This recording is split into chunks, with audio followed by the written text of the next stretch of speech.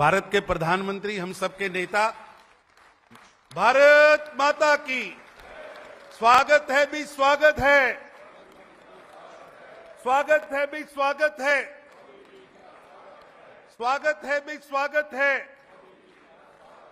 भारत माता की, भारतीय जनता पार्टी। सभी अपना स्थान ग्रहण करें।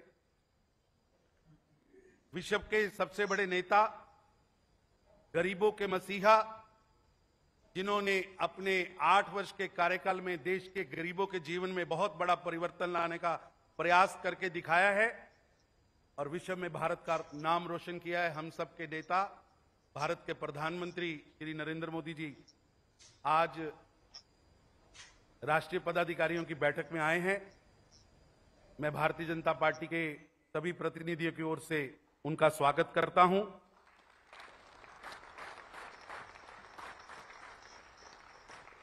और माननीय राष्ट्रीय अध्यक्ष जी से निवेदन करता हूं कि आज की इस राष्ट्रीय पदाधिकारियों की बैठक में प्रस्तावना रखें माननीय राष्ट्रीय अध्यक्ष जी श्री जगत प्रकाश नड्डा जी। भारत माता की।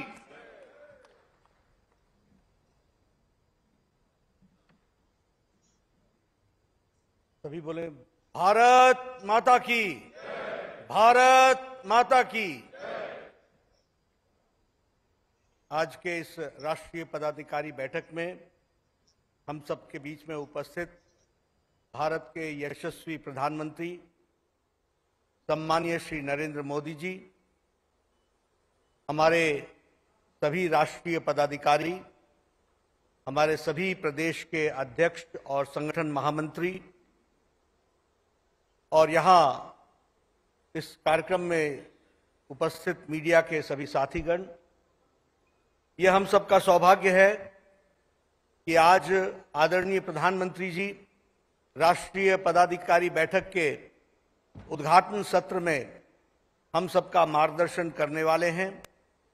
मैं अपनी ओर से और आप सब की ओर से उनका इस बैठक में हार्दिक अभिनंदन करता हूं, स्वागत करता हूं। यह हमारे लिए बहुत ही सौभाग्य की बात है कि संगठन की जब जब आवश्यकता पड़ी है, संगठन की हमेशा आदरणीय प्रधानमंत्री जी का हमको नेतृत्व मिला, मार्गदर्शन मिला और समय मिला है। वह हम सबको अपने व्यस्ततम समय में भी, जब भी पार्टी ने उनसे कोई आशा रखी, वह हमेशा हम सबके मार्गदर्शन देने के लिए हमेशा उनका हमको समय मिलता रहा है। मैं अपनी ओर से और सभी पार्टी के कार्यकर्ताओं की ओर से उनका धन्यवाद करता हूं, क्योंकि उनके मार्गदर्शन से पार्टी को हम ताकत दे पाते हैं और पार्टी को आगे बढ़ाने में हम सब लोग अपना योगदान कर पाते हैं। मुझे याद है कि पिछली बैठक में आप आए थे और आपने हमें मार्गदर्शन दिया था और आपने लंबा समय हमारे साथ गुजारा था और जिसमें आपने पार्टी के कार्यशैली, रीति नीति, पार्टी की संस्कृति, पार्टी की कार्य पद्धति, इन सारे विषयों में आपने हम सबको बहुत तफसील से सारी बातें बताई थी। मुझे याद है कि आपने हमें उसी बैठक के अंदर कार्यकर्ता के संस्कार और कार्यकर्ताओं के संस्कार का प्रतिपादन और किस तरीके से हम आगे आने वाले कार्यकर्ताओं को संस्कारित कर सकें, इसके भी आपने हम सबको बहुत कारगर उपाय भी बताए थे और किस तरीके से पार्टी को मजबूती की ओर ले जाया जा सकता है, इस पर आपका हमको मार्गदर्शन मिला। हम आपके धन्यवादी हैं कि कोविड के संक्रमण काल में जब सभी राजनीतिक दल एक तरीके से लॉकडाउन हो गई, एक तरीके से क्वारंटाइन हो गई, एक तरीके से आइसोलेशन में चली गई और सिर्फ नेता भी ट्विटर पर दिखे, ऐसे वक्त पर आपने हम सबको सेवा ही संगठन का मंत्र दिया और सेवा ही संगठन के मंत्र से भारतीय जनता पार्टी के करोड़ों कार्यकर्ताओं को कार्य करने के लिए प्रेरित किया। और हमें इस बात की खुशी है कि आज भारतीय जनता पार्टी का एक एक कार्यकर्ता आपके बताए रास्ते के को समझते हुए और उस पर चलते हुए उसने इस इतिहास में दर्ज कराया कि जब जनता को कोविड में आवश्यकता थी तो समाज को साथ लेकर के सेवा ही संगठन के माध्यम से करोड़ों लोगों तक पहुंचने का और उनको राशन पहुंचाने का, दवाई पहुंचाने का, उनके दर्द पर मर्म लगाने का जो मंत्र आपने दिया उसको भारतीय जनता पार्टी ने बखूबी निभाया। मैं अपना सौभाग्य मानता हूं कि हमें पल पल पर आपका मार्गदर्शन मिलता रहता है और उसी मार्गदर्शन से पार्टी सबल होकर के आगे चलती है। आज हम 4 सत्रों में पार्टी की आगामी योजना के बारे में चर्चा करने वाले हैं और उस चर्चा में हमारे कई विषय रहने वाले हैं। हम संगठनात्मक विषय पर भी चर्चा करेंगे, हम कार्यक्रमात्मक विषयों पर भी चर्चा करेंगे, हम पार्टी का आंतरिक संगठन कैसे मजबूत हो इस पर भी चर्चा करेंगे और इसके साथ साथ पार्टी किस तरीके से आम आदमी के लिए एक अच्छा उपकरण बन सके और आपके द्वारा चलाए जा रहे कार्यक्रमों को लास्ट माइल डिलीवरी तक पहुंचाने में पार्टी कैसे योगदान कर सकती है, इसकी भी हम विस्तृत चर्चा करने वाले। हमें जहां संगठन का सवाल है, हम बूथ सशक्तिकरण की ओर बढ़े हैं। हमने सशक्त मंडल, सक्रिय बूथ, पन्ना प्रमुख तक पहुंचने का हमारा जो कार्य है उसको हम लोगों ने बल दिया है और उसी को आगे बढ़ाते हुए बूथ के सशक्तिकरण और जहां बूथ कमजोर है उसके लिए क्या हम आगे उपाय कर सकते हैं, उन सारी बारीकियों पर हम चर्चा करने वाले हैं। उसी तरीके से लोकसभा में हम कौन से लोकसभा के प्रवास को और आगे बढ़ाएं और किस तरीके से लोकसभा में हम मजबूती के साथ संगठन को खड़ा कर सकें, इस पर भी हम चर्चा करने वाले हैं। प्रशिक्षण हमारा लगातार पार्टी का कार्यक्रम है, उस प्रशिक्षण के कार्य को भी हमने जिला स्तर, मंडल स्तर तक पहुंचाया है, उसका भी हम विश्लेषण करने वाले हैं और उस कंटेंट को हम कैसे और कारगर कर सकते हैं उस पर भी हम चर्चा करने वाले हैं। इसी तरीके से जहां तक कार्यक्रमात्मक विषयों का सवाल है तो 2 तरीके से हम चर्चा करने वाले हैं। एक तो हमारे संगठन के लगातार सतत चलने वाले कार्यक्रम, उन कार्यक्रमों को हम कैसे आगे बढ़ा सकते हैं और कैसे उसको ताकत दे सकते हैं, इस पर हम चर्चा करेंगे। और इसके साथ साथ जो सरकार के द्वारा, आपके द्वारा जो जन उपयोगी, जन कल्याणकारी कार्यक्रम चल रहे हैं उसके लास्ट माइल डिलीवरी में पार्टी कैसे उपकरण बन सकती है, इस विषय को भी हम चर्चा में आज लाने वाले हैं और चर्चा करेंगे। जहां तक हमारे प्रवास का सवाल है, हम जानते हैं कि लंबे समय तक कोविड के संक्रमण के कारण हमारा प्रवास कम हो पाया। हमें डिजिटल वर्ल्ड का सहारा लेना पड़ा और डिजिटल दुनिया के माध्यम से भी पार्टी को आगे एक्टिव किया। लेकिन अब हम प्रवास पर भी जोर देते हुए मंडल और बूथ तक हम किस तरीके से अपने प्रवास क्रम को आगे बढ़ाएं, इन सारी बारीकियों पर हम चर्चा करके आगे बढ़ने वाले हैं। हम 3 वक्तव्य भी इस बैठक में लाने वाले हैं। एक तो आदरणीय प्रधानमंत्री जी के नेतृत्व में पिछले 8 साल में जो देश को मजबूत करने के लिए कार्यक्रम चलाए गए और जिससे देश का, जिसे कहते हैं होलिस्टिक अप्रोच में देश आगे बढ़ा है, इस सारे विषयों को और सारे कार्यक्रमों को एक वक्तव्य के रूप में हम पिरो करके देश के सामने रखना चाहते हैं। तो एक वक्तव्य हमारा ये रहने वाला है। दूसरा, उसी तरीके से हम आगे आने वाले समय में कार्यक्रमों के लिए किस तरीके से जो हमको चुनाव में सफलता मिली है और एक बार नहीं बारंबार सफलता मिली है, हर चुनाव में हमारे विरोधियों ने हमें शिकस्त देने का हर भरपूर प्रयास किया है, लेकिन उसके बावजूद भारत की जनता का आदरणीय मोदी जी पर अटूट विश्वास और उनके कार्यक्रमों पर मोहर एक बार नहीं बारंबार लगाई है। इस विषय को भी हम जनता के सामने उनका धन्यवाद भी करेंगे, उनके आशीर्वाद के लिए भी धन्यवाद करेंगे और अभी जो 4 राज्यों के चुनाव में नतीजे आए हैं उस पर भी हम तफसील से चर्चा करते हुए वक्तव्य देंगे। एक, हम राजस्थान की धरती पर आए हैं।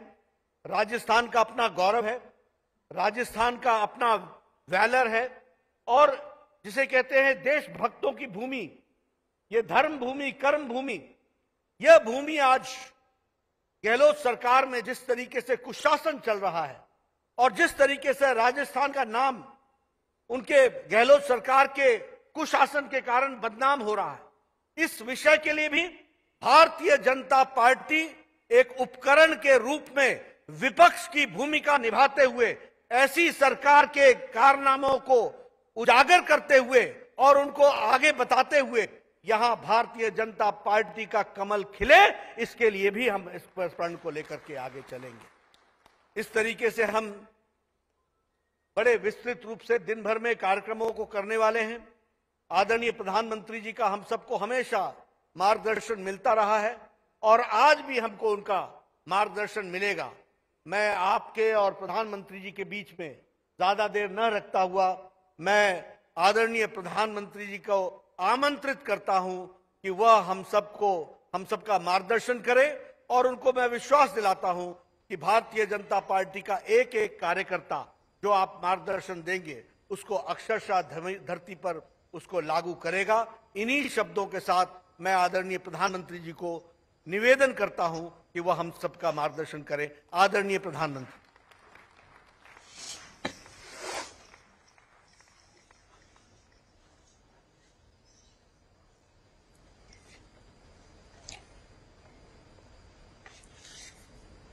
नमस्कार।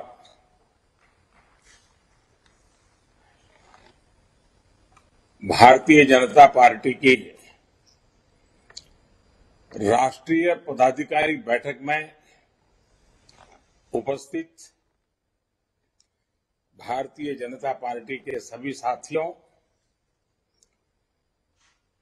देश भर से हमारे साथ जुड़े हमारे सभी सहयोगी,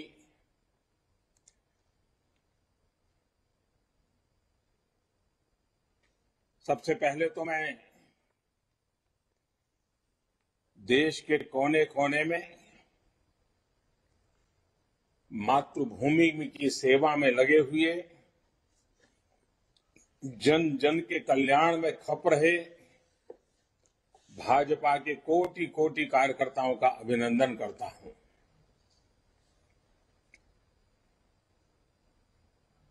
जनसंघ से लेकर के जो हमारी यात्रा शुरू हुई है और आज जो भारतीय जनता पार्टी के रूप में फली फूली, इस पार्टी के स्वरूप को,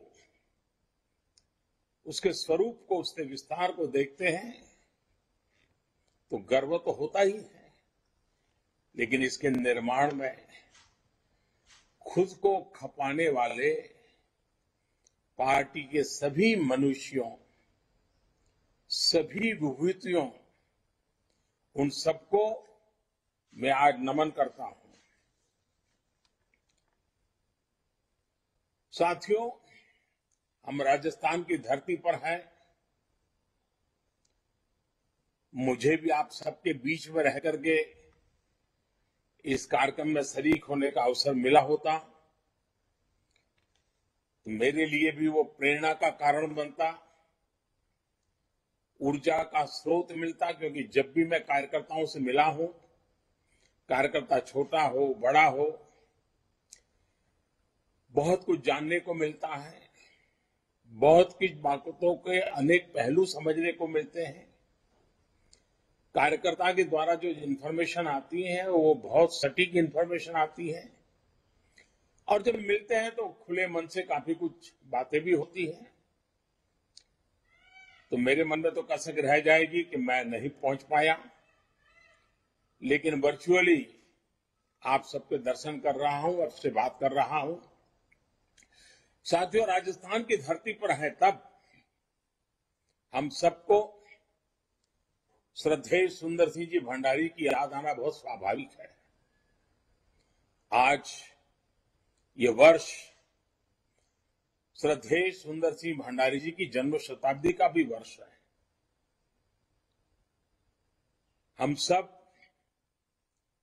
ऐसे प्रेरणा पुरुष का हृदय से अभिवादन करते हैं, प्रणाम करते हैं।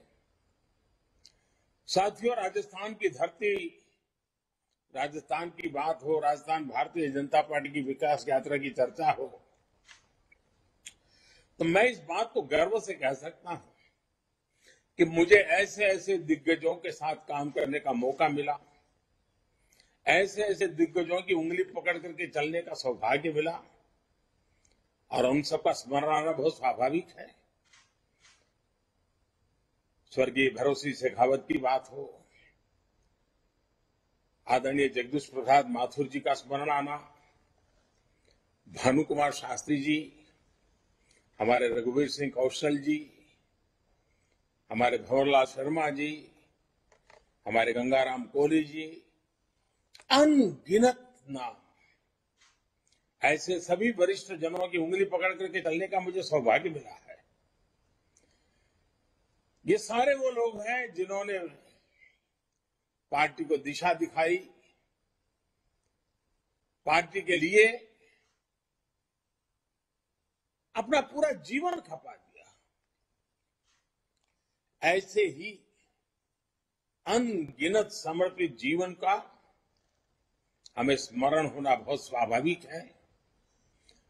और इसीलिए जब कमल पुष्प की रचना हुई है, और मैं पार्टी को अभिनंदन करता हूं, आज इस कमल पुष्प पे हमारे बूथ स्तर के कार्यकर्ता पुराने कार्यकर्ताओं के जीवन की जो कथाएं उसमें प्रस्तुत करते हैं, अपने आप में प्रेरक है। मैं तो आप सबको कहता हूं, कभी भी मन में आलस आ जाए, पल भर के लिए उस कमल पुष्प को मोबाइल फोन से खोल करके देखिए। ऐसी प्रेरणा की कथाएं हैं, ऐसी प्रेरक जीवन की घटनाएं हैं। हमें मार्गदर्शन के लिए, प्रेरणा के लिए और कुछ करने की जरूरत नहीं है। एक एक का जीवन, एक एक पल का काम कार्यकर्ताओं के लिए प्रेरणा का स्वरूप है। साथियों, 21वीं सदी का इस समय भारत के लिए बहुत अहम समय है। और आपको याद होगा, मैंने लाल किले से कहा था, यही समय है, सही समय है। आज हम सभी देख रहे हैं कि दुनिया में भारत के प्रति किस तरह की विशेष भावना जागृत हुई है। दुनिया आज भारत को बहुत उम्मीदों से देख रही है।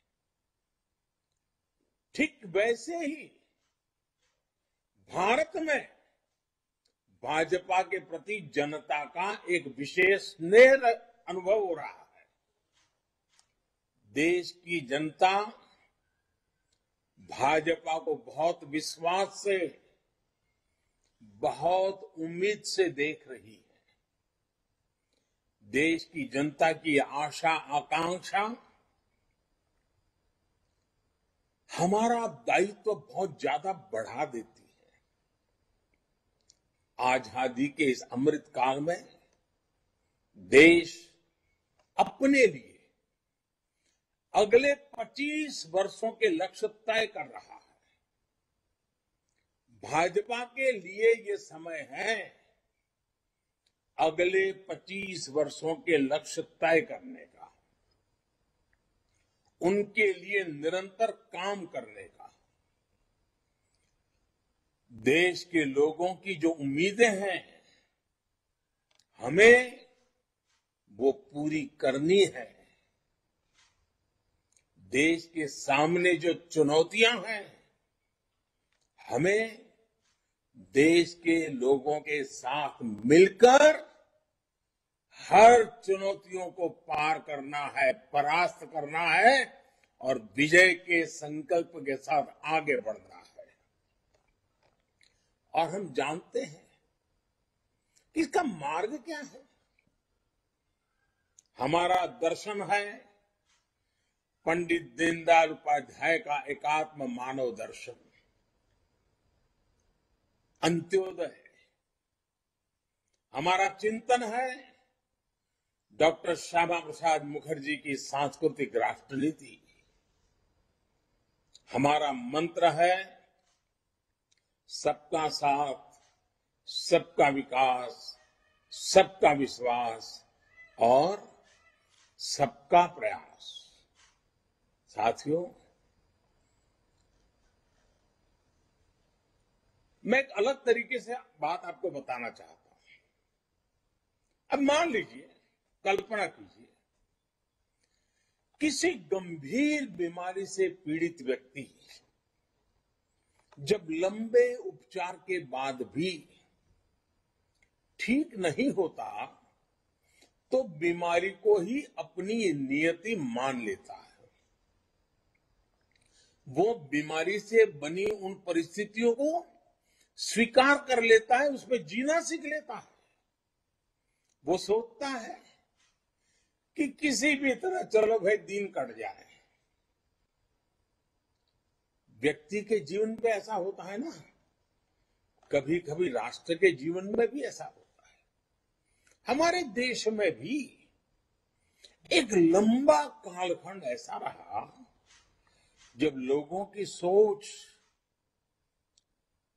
मजबूरन ऐसी हो गई थी कि बस और कोई सहारा नहीं है, अब तो इसी में गुजारा करना है, बस किसी तरह बस समय निकल जाए, जिंदगी गुजर जाए। ना सरकारों से उनको कोई अपेक्षा बची थी और नहीं सरकार भी उनके प्रति कोई अपनी जवाबदेही है वो समझने की स्थिति में थी। साथियों, देश की जनता ने 2014 में एक नया इतिहास लिखने का फैसला कर लिया। फैसला जनता का था। 2014 के बाद भाजपा देश को इस सोच से बाहर निकल करके लाई है। आज निराशा नहीं, आशा और अपेक्षा का युग। साथियों, आज भारत के लोग एस्पिरेशन से भरे हुए हैं। आज हिंदुस्तान का हर नागरिक नतीजे चाहता है, सरकारों का काम करते हुए देखना चाहता है। वो अपनी आंखों के सामने परिणाम प्राप्त करना चाहता है, परिणाम देखना चाहता है। राजनीतिक नफा नुकसान से अलग मैं इसे जनमानस में आया बहुत बड़ा पॉजिटिव चेंज मानता हूं। जब देश के 130 करोड़ लोगों की आकांक्षाएं इस प्रकार से जग जाती है तो निश्चित रूप से सरकारों की जवाबदेही भी बढ़ती है। उनके लिए काम करना अनिवार्य हो जाता है। सार्वजनिक जीवन के हर व्यक्ति के लिए ये जन जागृति अनिवार्य रूप से काम करने के लिए प्रेरित भी करती है, दबाव भी बनाती है। और इसलिए देश के लोगों की बढ़ती हुई एस्पिरेशंस में मैं देश के उज्जवल भविष्य को भली भांति देख रहा हूं। और जब ये सारी चित्र मेरे सामने मैं देखता हूं, आत्मविश्वास से भरे हुए देश के युवाओं को देखता हूं, कुछ कर गुजरने के हौसले के साथ, भागीदारी के विश्वास के साथ आगे बढ़ती बहन बेटियों को देखता हूं, तो मेरा आत्मविश्वास भी कई गुना बढ़ जाता है। साथियों, जब अपेक्षाएं बढ़ती हैं तो अपेक्षित परिणाम लाने के लिए परिश्रम की पराकाष्ठा करने का जज्बा भी बढ़ता है। यही जज्बा देश को आजादी के इस अमृत काल में नई ऊंचाई पर ले जाएगा। साथियों, आजादी के इस अमृत काल में देश जिन बड़े लक्ष्यों पर काम कर रहा है, तब हमें कुछ बातें और भी याद रखनी जरूरी है। भाजपा का कार्यकर्ता होने के नाते हमें चैन से बैठने का कोई हक नहीं है, कोई अधिकार नहीं है। यूं तो दुनिया कहेगी, और सच्चाई भी है, क्या देश के 18 राज्यों में भाजपा की सरकार है, 1300 से अधिक विधायक हो, 400 से अधिक सांसद हो, राज्यसभा में भी वर्षों के बाद कोई दल 100 के आंकड़े को छूने जा रहा है, वो नसीब भी भाजपा को मिला है। यानी ये सारी सफलताओं को जब सामने देखते हैं तो स्वाभाविक मन करेगा यार बहुत हो गया। लेकिन साथियों, हमें सत्ता भोग ही करना होता तो भारत जैसे विशाल देश में कोई भी सोच सकता है कि अरे भाई इतना सारा मिल गया, इतना सारा प्राप्त कर लिया, अरे अब तो बैठो आराम करो, चलो यार। जी नहीं, वो रास्ता हमारे लिए नहीं है, वो रास्ता हमें मंजूर नहीं है। और जिन्होंने हमारे देश के लिए, हमारी पार्टी के लिए जीवन खपाया है, उन्होंने हमें आराम करने की इजाजत नहीं दी है। और इसलिए आराम तो नहीं करना है। साथियों, इतना सब विजय पताका के फहर रही है तो भी आज भी हम अधीर हैं, आज भी हम बेचैन हैं, आज भी हम आतुर हैं, क्योंकि हमारा मूल लक्ष्य भारत को उस ऊंचाई पर पहुंचाना है जिसका सपना देश की आजादी के लिए मर मिटने वालों ने देखा था। जिन सपनों को लेकर के देश के वीर फांसी के फंदे को गले में लगा करके मातृभूमि के लिए आहूत हो गए थे। हमें अपने स्वतंत्रता सेनानियों का ऋण कभी चुका नहीं सकते दोस्तों, लेकिन दिन रात मेहनत कर सकते हैं, खुद को देश के लिए खपा सकते हैं। और मुझे खुशी है कि भाजपा का प्रत्येक कार्यकर्ता आज इन भावनाओं से प्रेरित होकर के नित्य नूतन प्राण शक्ति लेकर के अविरत, न थके न झुके काम कर रहा है। जिस पार्टी के पास कर्तव्य पथ पर चलते हुए ऐसे कोटि कोटि कार्यकर्ता हो तो कौन होगा जिसको गर्व नहीं होगा। मुझे आप सबके लिए गर्व है दोस्तों। साथियों, इस महीने केंद्र की भाजपा सरकार के, एनडीए सरकार के 8 वर्ष पूरे हो रहे हैं। ये 8 वर्ष संकल्प के रहे हैं, सिद्धियों के रहे हैं। ये 8 वर्ष सेवा, सुशासन और गरीब कल्याण को समर्पित रहे हैं। ये 8 वर्ष देश के छोटे किसानों, देश के श्रमिकों, देश के मध्यम वर्ग की अपेक्षाओं को पूरा करने वाले रहे हैं। ये 8 वर्ष देश के संतुलित विकास, सामाजिक न्याय और सामाजिक सुरक्षा के लिए भी रहे हैं।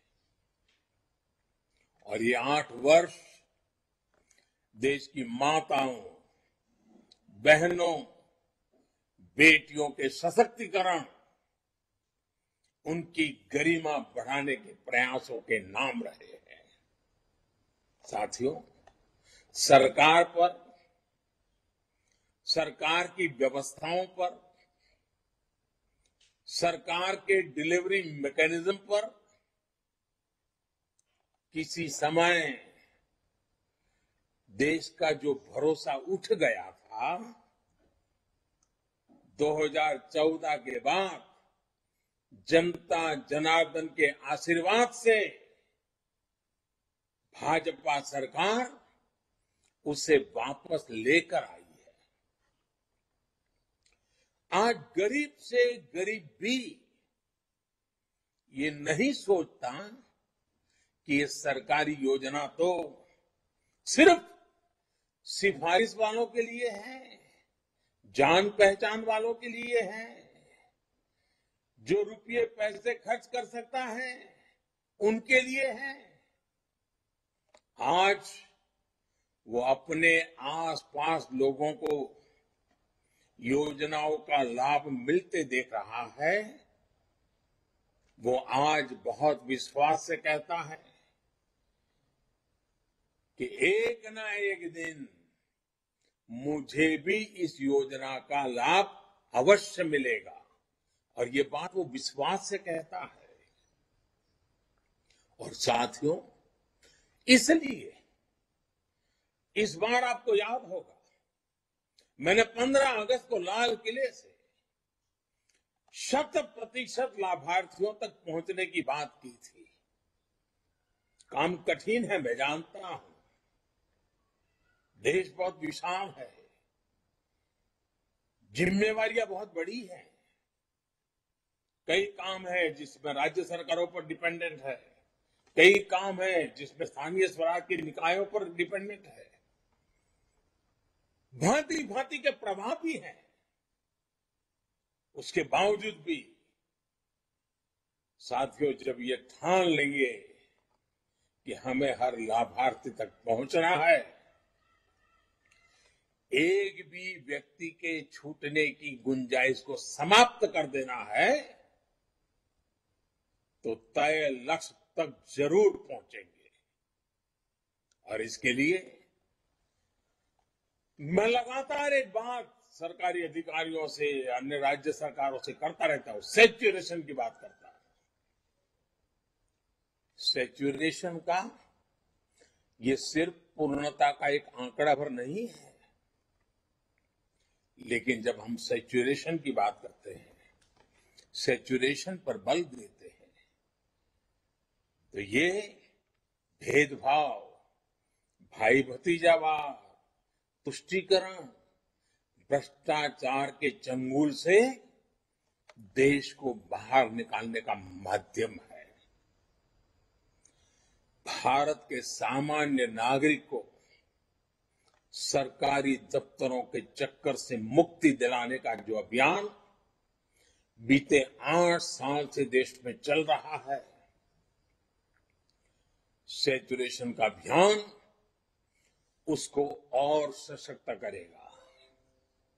और इसलिए आज राष्ट्रीय पदाधिकारियों की इस बैठक में हम सभी को इस संकल्प के साथ आगे बढ़ना है कि हम जिस भी क्षेत्र में होंगे, जो भी हमारा कार्य क्षेत्र होगा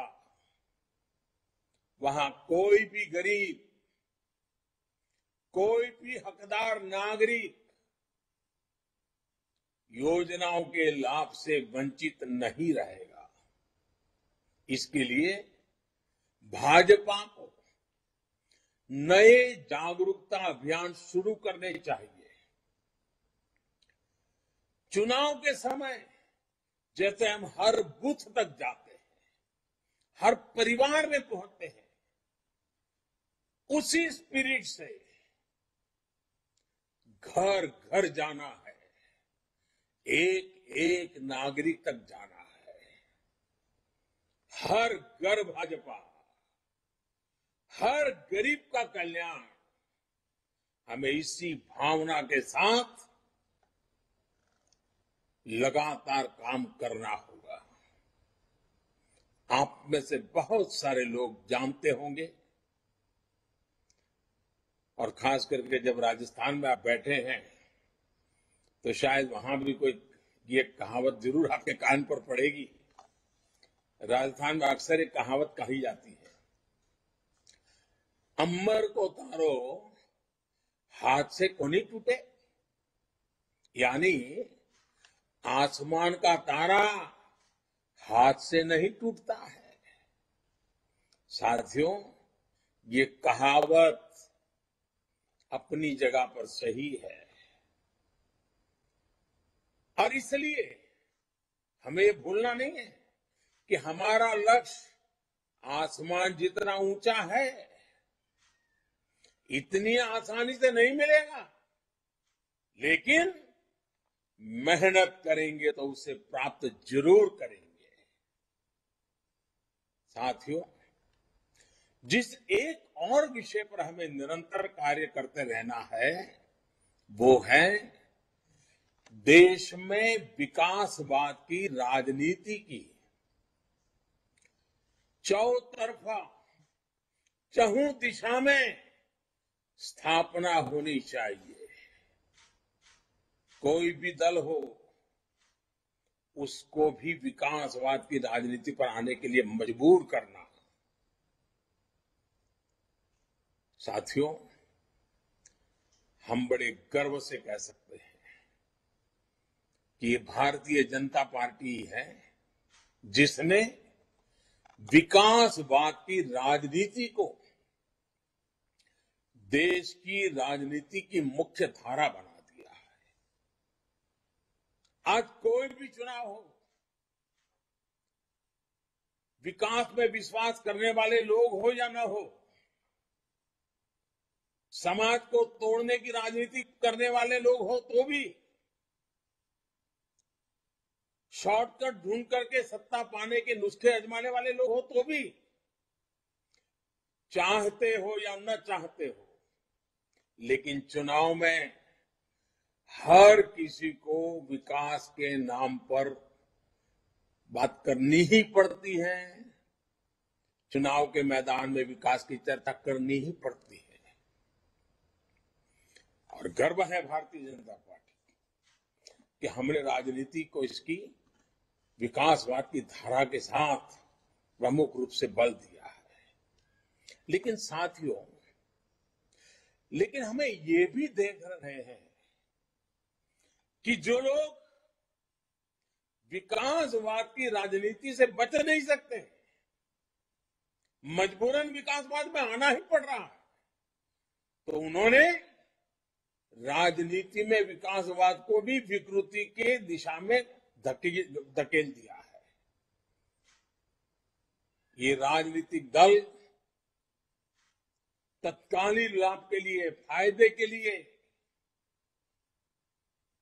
देश के उज्जवल भविष्य के साथ, राज्य के उज्जवल भविष्य के साथ, देश की युवा पीढ़ी के भविष्य के साथ खिलवाड़ करते हैं, उसे खोखला करने का भी काम कर रहे हैं।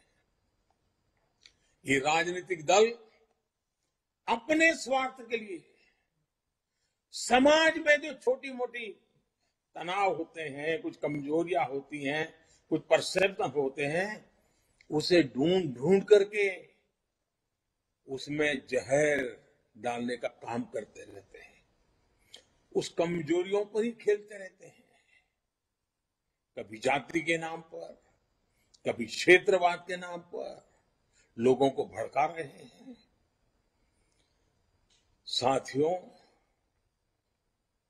एक भारत श्रेष्ठ भारत का सपना लेकर के चल रही भारतीय जनता पार्टी के लिए ये भी अनिवार्य है कि देश के लोगों को लगातार हमें सावधान करते रहना होगा, इस प्रकार के लोगों से सचेत करना होगा, इस प्रकार के दलों से सचेत करना होगा।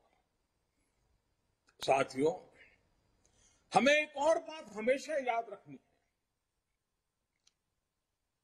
हम सबको याद है, जनसंघ के जमाने में जब हम कहीं हाशिए पर पड़े थे, कोई हमें जानता भी नहीं था, न उस नगर में जानता था, न उस राज्य में जानता था, न उस जिले में जानता था। फिर भी उस जमाने में जब हमारे बात को कोई कानों पर धर ले, ये संभावना भी नहीं थी, उस समय भी जनसंघ के जमाने में हमारे कार्यकर्ता, हमारे पुरानी पीढ़ियां जिन नीतियों पर डटे रहे, जिन नीतियों को लेकर के चलते रहे, कार्यक्रम करते रहे, उसकी मुख्य धारा थी राष्ट्रभक्ति, राष्ट्रहित, राष्ट्र सेवा, राष्ट्र निर्माण। यही प्राथमिकता थी। हम सत्ता से कोसों दूर थे, फिर भी उस जमाने के छोटे छोटे हमारे कार्यकर्ताओं का मातृभूमि के प्रति प्रेम, राष्ट्र सर्वोपरि की निष्ठा, उसमें इतनी ताकत थी कि सत्ता के पर बैठे काबिज बड़े बड़े लोगों को भी भारतीय जनसंघ की उस राष्ट्रभक्ति और राष्ट्रीय विचारधारा को वो कभी चुनौती नहीं दे पा रहे थे।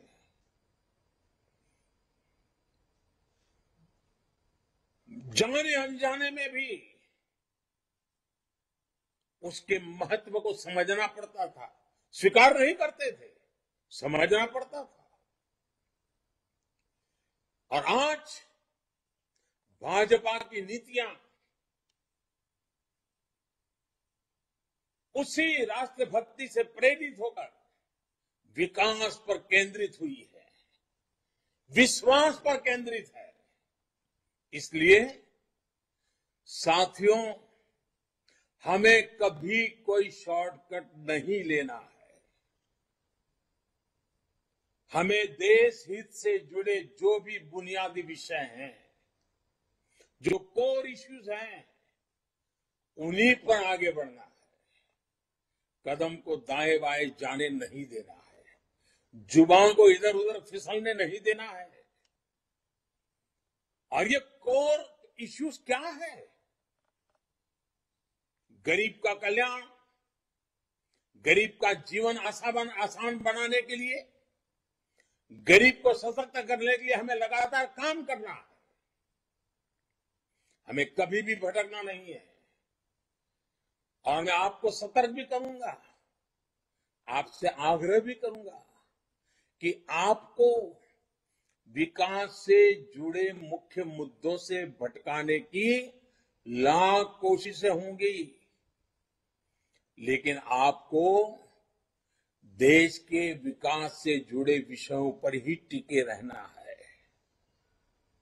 हम देखते ही हैं कि आज का किस तरह कुछ पार्टियों का इकोसिस्टम पूरी शक्ति से देश को मुख्य मुद्दों से भटकाने में लगा हुआ है। हमें कभी ऐसी पार्टियों के जाल में नहीं फंसना है। मैं जानता हूं कि आप अपने संवादों में, बातचीत में, संबोधनों में, पत्रकार वार्ताओं में अगर आप कहते हैं कि हमारी सरकार ने 2014 के बाद गरीबों के लिए 3 करोड़ घर बनाए, ठीक है, वो खबर कोई फ्रंट पेज पर नहीं छापेगा, टीवी के पर्दे पर नहीं दिखाई देगी। अगर आप कहेंगे कि 50 करोड़ से ज्यादा लोगों को 5 लाख रुपए तक का मुफ्त इलाज की व्यवस्था हमने की है, हो सकता है कोई उसको कान पे न धरे। 8,000 से ज्यादा जन औषधि केंद्रों की बात अगर हम करें तो हो सकता है टीवी में, मीडिया में, अखबार में सुर्खियों में नजर न भी आए। मैं जानता हूं कि आप 10 करोड़ से ज्यादा छोटे किसानों के बैंक खाते में सीधे पैसे ट्रांसफर करने की बात करेंगे, हो सकता है उसको भी नजरअंदाज कर दिया जाएगा, उसको भी कभी अखबार के पन्नों पर नहीं दिखाई देंगे, टीवी पर नहीं बताया जाएगा, हो सकता है। मैं जानता हूं कि आप हर घर जल की बात करेंगे, हर गांव तक ब्रॉडबैंड कनेक्टिविटी की बात करेंगे, आप देश में डिजिटल क्रांति की बात करेंगे, फिनटेक की बात करेंगे, डिजिटल ट्रांजैक्शन की बात करेंगे। ये इकोसिस्टम उसको तवज्जो नहीं देने देगी, उस बात को आगे नहीं बढ़ने देगी। आप प्रधानमंत्री म्यूजियम बनाएंगे, डेमोक्रेसी के ट्रू स्पिरिट को हिंदुस्तान के आजादी के अमृत महोत्सव में लाकर के खड़ा कर देंगे, तो आंखें मूंद ली जाएगी, चुपकी दी रख ली जाएगी। होगा,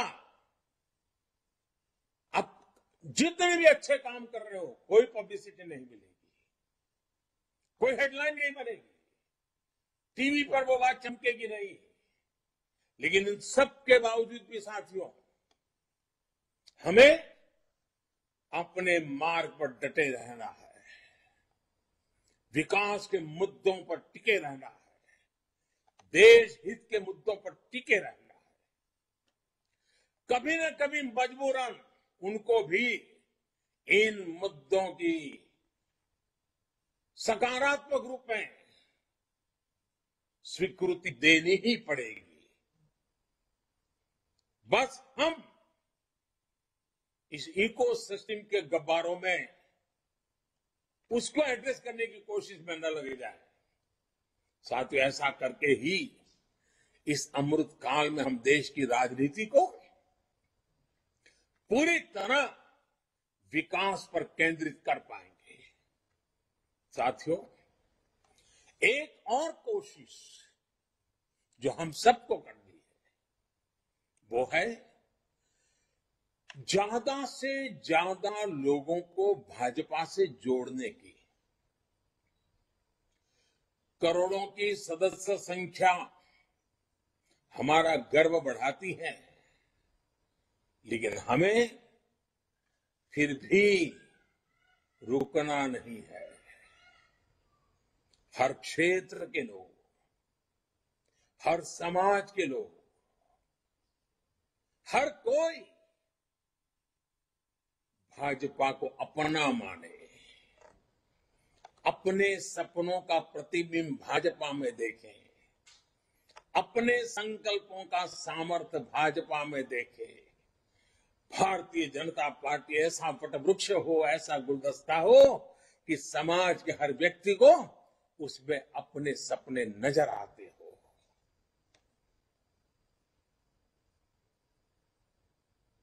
साथियों, हर किसी को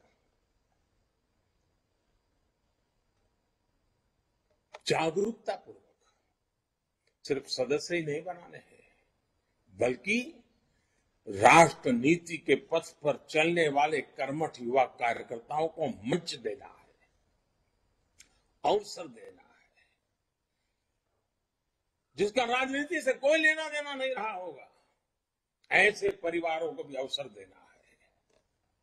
अगर मैं आज के युवाओं की भाषा में कहूं तो जो भारत के समृद्ध भविष्य के कोड लिखने के लिए लालायित है, ऐसे हर युवा को, हर बेटे बेटी को हमें भाजपा के साथ जोड़ना है। हमें ये याद रखना है कि परिवारवाद की राजनीति में, उस राजनीति से विश्वासघात खाने वाले देश के युवाओं का विश्वास सिर्फ और सिर्फ भाजपा ही लौटा सकती है। साथियों, हम सभी जानते हैं कि आजादी के बाद से ही वंशवाद और परिवारवाद ने देश का कितना भयंकर नुकसान किया है। परिवारवादी पार्टियों ने देश में भ्रष्टाचार को, धांधली को, भाई भतीजावाद को, इसी को आधार बना करके देश का बहुत मूल्यवान समय बर्बाद किया है। ये परिवारवादी पार्टियां आज भी देश को पीछे ले जाने पर तुली हुई है।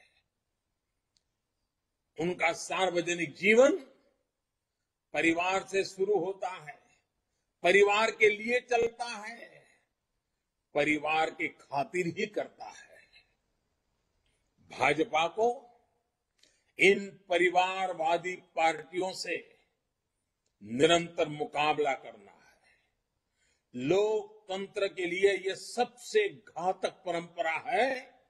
अगर लोकतंत्र बचाना है, लोकतंत्र को सामर्थ्यवान बनाना है, लोकतंत्र को मूल्यनिष्ठ बनाना है, तो हमें ये वंशवाद, परिवारवाद की राजनीति के खिलाफ अविरत संघर्ष करना ही है। दोस्तों, इस अमृत काल में हमारा ये भी संकल्प होना चाहिए कि देश को लोकतांत्रिक मूल्यों से जरा भी हटने नहीं देंगे, लोकतंत्र की रक्षा करेंगे और वंशवादी, परिवारवादी इन शक्तियों को देश की जनता नकार दें, देश की जनता का हम विश्वास जीतेंगे।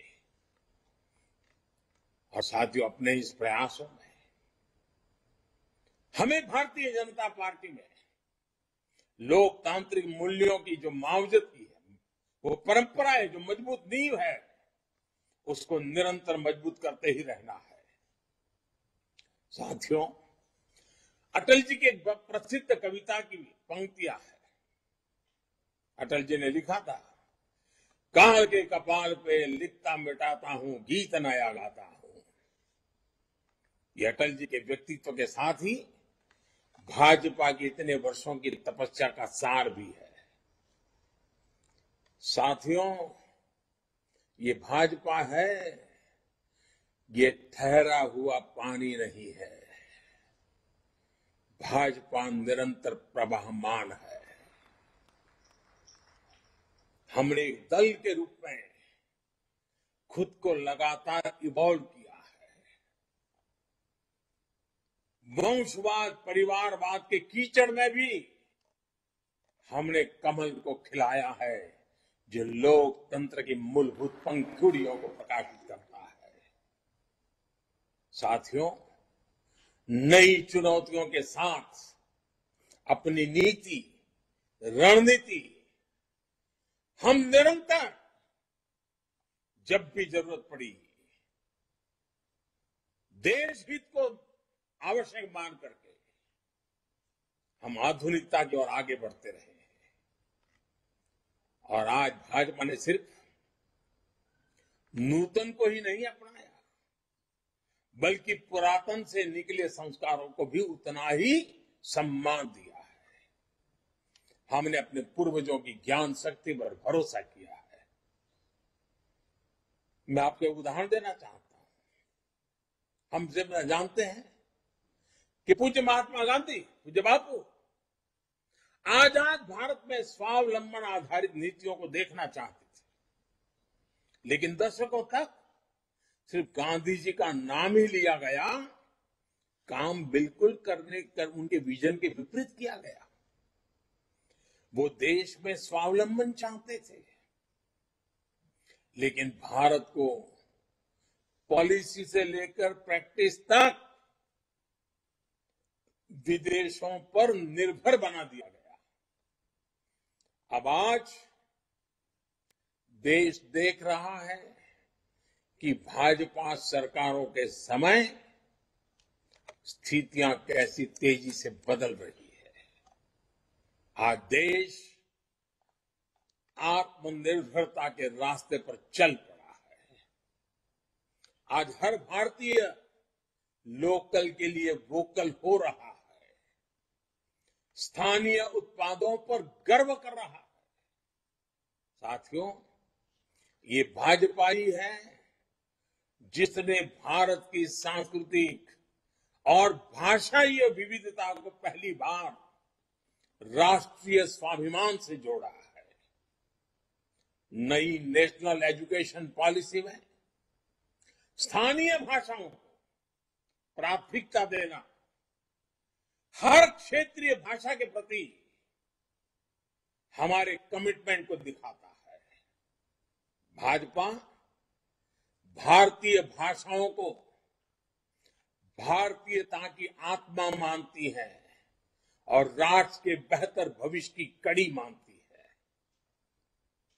इसका जिक्र आज मैं विशेष तौर पर इसलिए करना चाहता हूं क्योंकि बीते कुछ समय से देश में भाषा के आधार पर नए विवाद खड़े करने की कोशिशें की जा रही है। हमें इससे देशवासियों को निरंतर सतर्क करना है। भाजपा भारत की हर भाषा में भारतीय संस्कृति का प्रतिबिंब देखती है। हर भाषा उसे पूजनीय मानती है। साथियों, आजादी का यह अमृत काल भाजपा के प्रत्येक कार्यकर्ता के लिए कर्तव्य काल की तरह है। हमें अपने कर्तव्यों को सर्वोच्च प्राथमिकता देनी है। कर्तव्य पथ पर चलते हुए भारत आने वाले वर्षों में उस उज्जवल भविष्य को प्राप्त करेगा जिसका वो हमेशा से हकदार रहा है। मुझे भाजपा के प्रत्येक कार्यकर्ता पर पूरा भरोसा है। मुझे देश के प्रत्येक नागरिक पर पूरा भरोसा है। साथियों, 2 दिन आप अनेक विषयों पर चर्चा करने वाले हैं। हमारे राष्ट्रीय अध्यक्ष आदरणीय नड्डा जी के मार्गदर्शन में नित्य नूतन विचारों से आगे बढ़ रही भारतीय जनता पार्टी न कभी रुकने का, न कभी थकने का, न कभी चैन से बैठने का। चरैवेति चरैवेति चरैवेति के मंत्र को लेकर के इस 2 दिन की चर्चा के बाद आप जब जाएंगे, जहां भी जाएंगे, आप ऊर्जा का एक स्रोत बन करके जाएंगे। ये मेरा पूरा विश्वास है। आप सभी को अनेक अनेक शुभकामनाएं देता हूं। और मैं आज रूबरू नहीं आ पाया, आपके बीच नहीं बैठ पाया, उसकी कसक मन में रखते हुए भी आप जो भी निर्णय करेंगे, जो भी योजना बनाएंगे, मैं भी एक कार्यकर्ता हूं। एक कार्यकर्ता के नाते आप वहां जो भी निर्णय करेंगे, मैं अपने सर आंखों पर चढ़ा करके मैं भी एक कार्यकर्ता के रूप में उन सब कामों में पूरी ताकत से जुड़ता रहूंगा। ये विश्वास देते हुए फिर एक बार अनेक शुभकामनाएं देते हुए मेरी वाणी को विराम देता हूं। बहुत बहुत धन्यवाद।